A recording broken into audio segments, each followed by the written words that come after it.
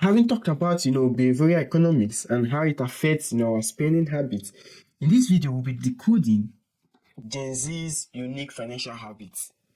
Because the unique financial habit of Gen Z's is incredible, offering a comprehensive look at their approaches to money.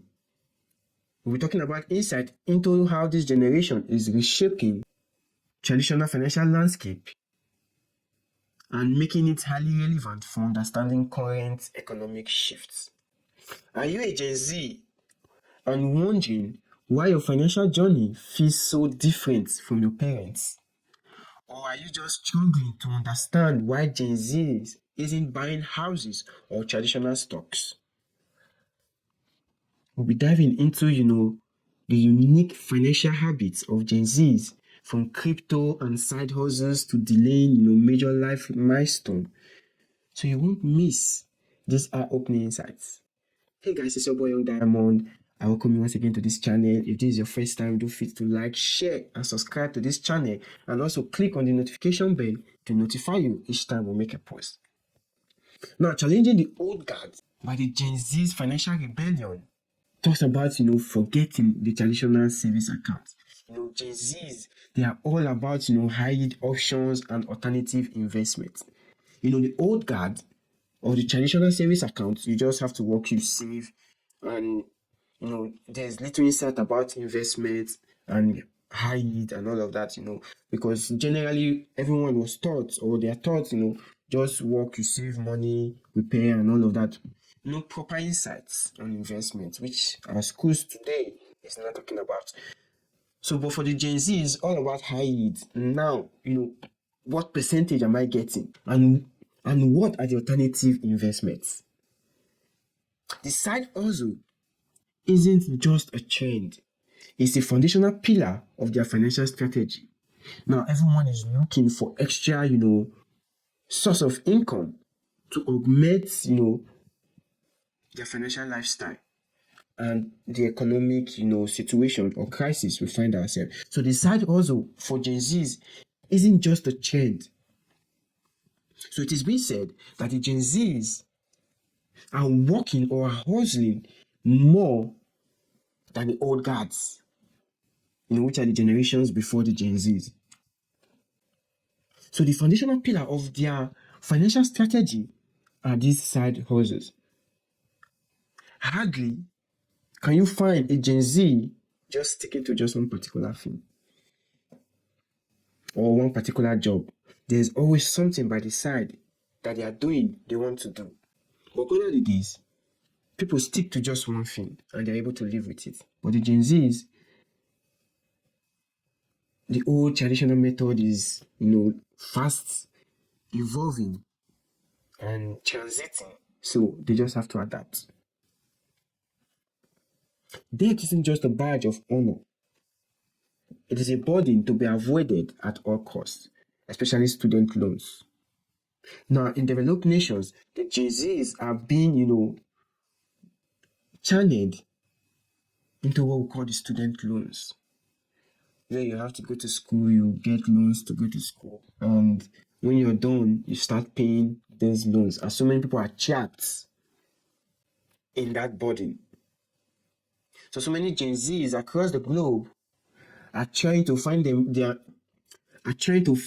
way out of debt, especially student loan. So many countries are now introducing, getting a student loan to further your education. Sometimes it amounts to the thousands, and in some cases to the millions, which they have to pay back in due time. So debt is not just a badge of honor. It is a burden that every Gen Z you just need to avoid. Something you need to avoid. It isn't worth it. Because so many people are lamenting today that, okay, I'm in debt in student loans. It might take them number of years for them to repay back that loan. And so many people are depressed even based on that effect.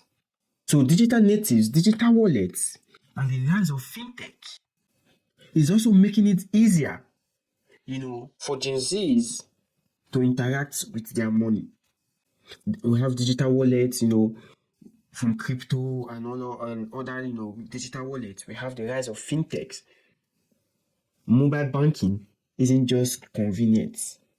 It is the only way they interact with their money, which results in impulse spending of these Gen Zs. So the more interaction you have with your money, the more tendency you might want to go for your wants and not a need of necessity. From Venmo to Zelle in the United States and also other fintechs and peer-to-peer payment apps are replacing cash for everyday transaction. Now, back in the day, if you don't have cash and you have money in your bank account, you are restricted to making an impulse purchase. But now, everything is just digital. Everything is digital, replacing cash for every transaction.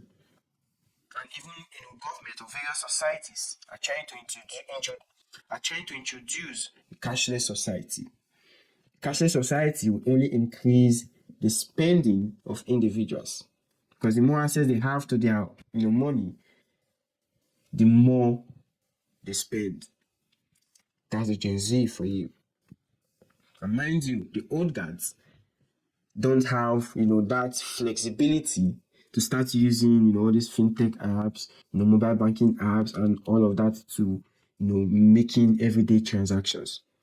Also, when it comes to micro investing apps for Gen Zs like Robinhood, Ascon, and also Trading 212, they have democratized access to the stock market for new generations. So not only has the Gen Zs financial habits shifted from spending, they now also have access to the stock markets by micro investing apps that have democratized the access to stocks. Gone are the days you just have to go to a stockbroker to buy shares. And believe you me, the context of purchasing shares in developing nations, the consciousness is not there. The consciousness is not there. Because the purchase of shares back in the days is just only through publications, and you have to go to a specific location in order for you to make those purchases. Sometimes due to busy nature, busy schedules, and all of that from the old guards, majority are not able to get that insight in investing in the stock market or in the stock exchange. But now, in the Gen Z's era, they now have wider access. You don't even need to go to a stockbroker. You don't even need to go march into an office. Okay, I want to do this, I want to do that. You have your micro investing apps across the globe. You can, on a whim, you can invest in global stocks. On a whim, you can invest in your local stocks. So this is the power and what the Gen Zs are enjoying today, which forms part of the Gen Z's financial habits by investing in the stock market and having access to democratize investing applications.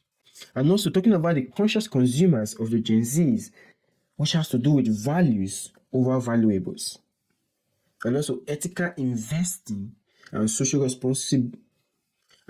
responsible brands influence their spending habits more than ever. The Gen Zs, they just want to belong, they just want to feel among. So ethical investing and socially responsible brands influences their spending habits. For them, it's more or less like a validation for responsible brands to influence their spending habits, and also for their responsible celeb as well to influence their spending habits.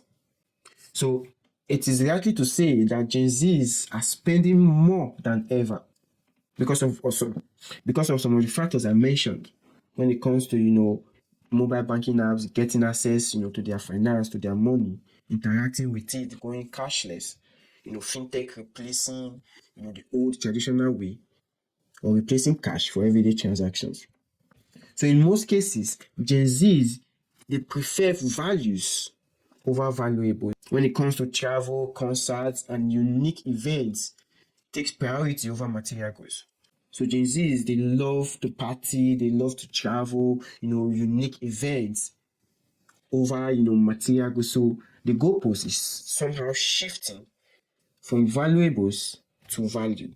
So beyond the grind, Gen Zs are prioritizing wellness and flexibility, which influences their financial habit or which forms part of their financial habits. Because the 9 to 5 is somewhat dead. Because Gen Zs seeks careers that offer work-life balance and mental well-being. So Gen Z, they don't just want to commit themselves to the usual 9 to 5, 8 to 5 working hours.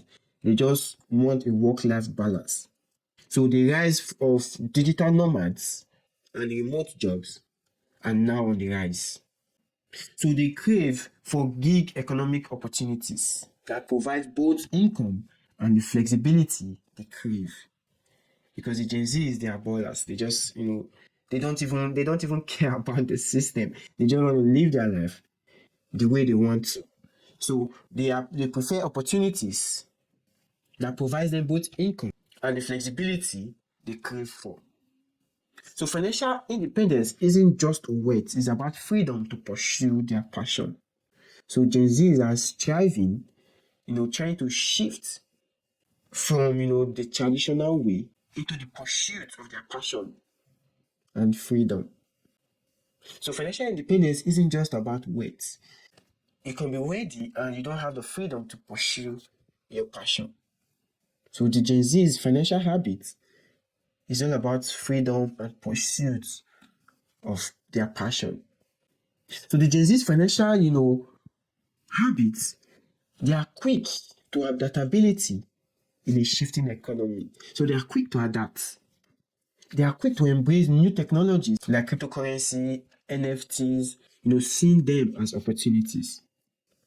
And also diversification across various streams is key to their financial resilience. Learning and upskilling are conscious process to stay competitive in a rapidly evolving job market that we find ourselves today. So when you talk about technology evolving, the Gen Zs are faster when it comes to learning. Now with the advent of AI, Gen Zs are quick to use it to reshape their financial habits, seeing it as opportunities to change their life for good. So in an evolving job market, learning and upskilling is a continuous process that Gen Zs are keen into. And thank God, for educators and various, online learning platforms whereby you don't have to, be in the four walls of a classroom, or you don't have to go for your normal regular, schooling time to gain skills and gain knowledge. Platforms like Coursera, EdSkills, they offer, continuous learning process, things that you should have done in school, offer shortcuts in an evolving job market like this. So these are what the Gen Z is all about. So I don't know, what are your thoughts on Gen Z's financial habits that we are seeing today, ranging from spending habits to investment to lifestyle to freedom to pursue their passion. I don't know, what are your thoughts? Just leave it in the comment section. It's still your boy Young Diamond. Peace.